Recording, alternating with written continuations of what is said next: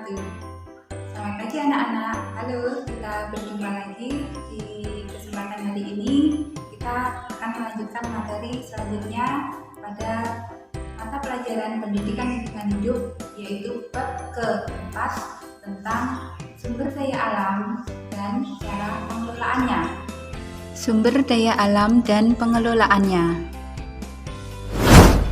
Sesuatu yang ada di sekitar alam lingkungan hidup kita yang dimanfaatkan untuk berbagai kepentingan dan kebutuhan hidup manusia agar dapat hidup lebih sejahtera. Sumber daya alam memiliki karakteristik tertentu sehingga berdasarkan pada karakter itu dapat diklasifikasikan sebagai berikut. Yang pertama, berdasarkan jenisnya. Sumber daya alam hayati atau biotik. Yang kedua adalah sumber daya alam non-hayati atau abiotik. Selanjutnya, berdasarkan sifat pembaharuannya. Sumber daya alam yang dapat diperbarui, sumber daya alam yang tidak dapat diperbarui, dan sumber daya alam yang tidak terbatas.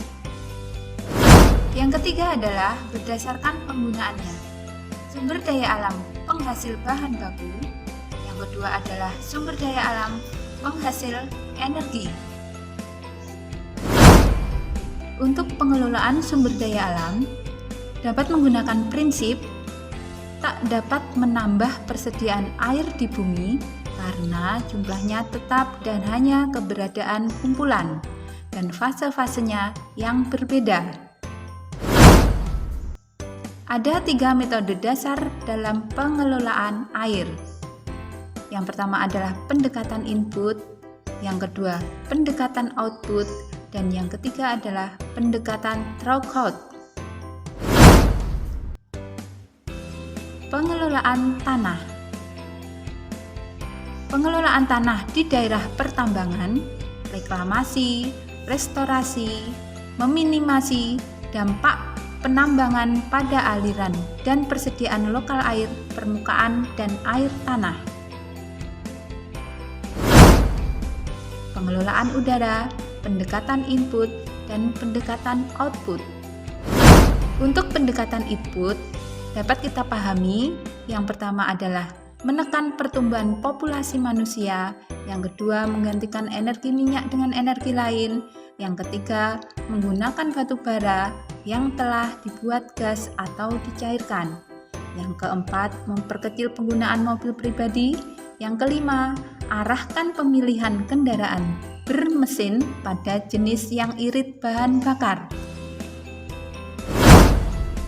Untuk pendekatan output, dapat dijelaskan pula yang pertama adalah bebaskan asap buangan dari cerobong asap pabrik dan mobil dari partikel pencemaran udara.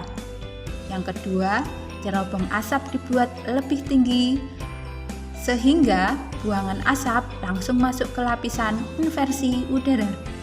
Yang ketiga, lakukan pengendalian pembuangan pencemar udara dengan metode intermiten. Yang keempat, lakukan pemasangan alat tambahan pada mesin mobil sehingga pembakaran mobil menjadi sempurna. Oke, terima kasih. Sampai di sini dulu perjumpaan kita pada materi sumber daya alam dan pengelolaannya. Tetap jaga kesehatan, tetap semangat belajar di rumah. Terima kasih dan wassalamualaikum warahmatullahi wabarakatuh.